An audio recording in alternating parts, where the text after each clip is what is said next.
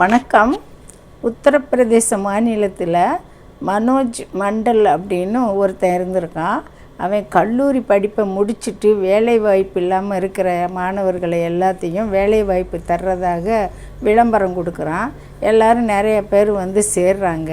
அது என்ன வேலைக்காக அவன் கூப்பிட்றான்னு பார்த்தா திருட்டு வேலைக்காக கூப்பிட்றான். நாடு முழுவதும் போய் திருடிட்டு வர்ற வேலைக்கு பயிற்சி கொடுத்து 15,000 ரூபா சம்பளமும் கொடுக்குறான்.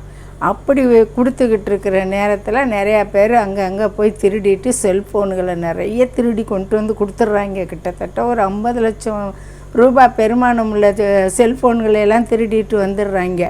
அவங்களுக்கு மாதம் 15,000 கொடுத்துட்டு எல்லாத்தையுமே அடிச்சுக்கிறது. அவங்க தான் வந்து ஏடிஎம்மில் திருடுறது, எல்லா வேலைகளையும் திருட்டு வேலை செஞ்சுக்கிட்டு இருக்காங்க.